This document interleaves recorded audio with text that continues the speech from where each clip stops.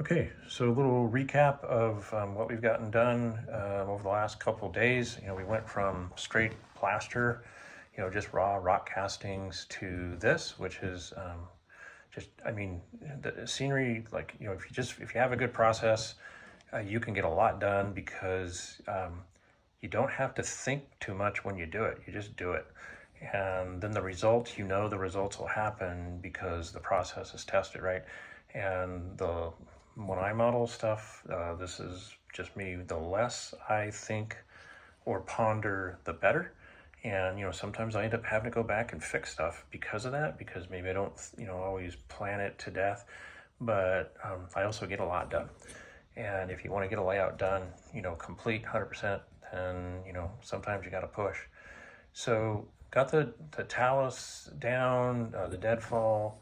I might swap out some of that deadfall. It's not 100% glued in place yet, for some grayer. I might have a little too much dark in there. It's going to have vegetation in it, some growing in there too, so that's going to take away. I put a little more talus today that had some of that gray tone. So what that does is that simulates rock that's freshly broken, because it isn't exposed to the elements, and so it's a little brighter than the surface rock or the rock that's at the bottom of the pile that's been there a long time. So did the two piers. Not 100% sure. I'm liking the upper pier. I got to work on a little bit, but I may end up redoing that one. The lower pier is pretty good. That is this AK Interactive concrete product, and I shaped the hard shell there to kind of be ready just to coat. And this AK concrete product is really cool. It dries hard as a rock, but it replicates concrete amazingly well, and it's got a pretty long working time. And so I literally smoothed it on, and then I used a 2x12 scale to push form board markings into it. I will, knock those down a little bit after this dries, 100%, and, highlight it with some, rust streaks and things, the age, maybe some moss. And then I'll cut a step into the top of the pier, basically ½ inch down and ½ inch in. Basically cut out the hydrocal, because it goes right to the edge along with the sub road bed. And then that'll give the place a pier, the bridge itself on the pier, a place to rest. Now on the right, these are really rocky, and so I'm going to actually make cardstock forms that I shape to the terrain itself, and then use modeling clay as a sealer, and then basically pour those.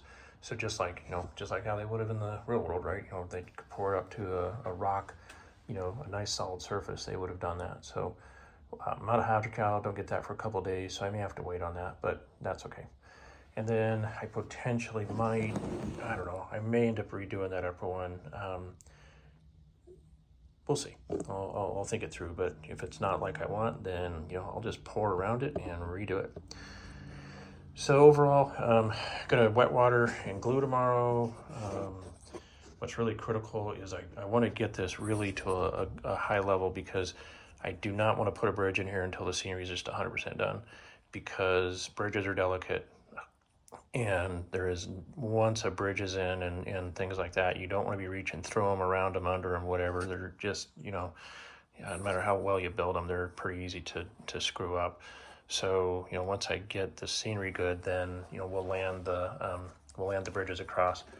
Not 100% sure exactly. I know the lower one is going to be a combination trestle with a log span, similar to what's on the Hangman Creek, and kind of a long span in the middle. And then that way you can see the canyon below. And then the upper one potentially will be, could be maybe even a straight how truss.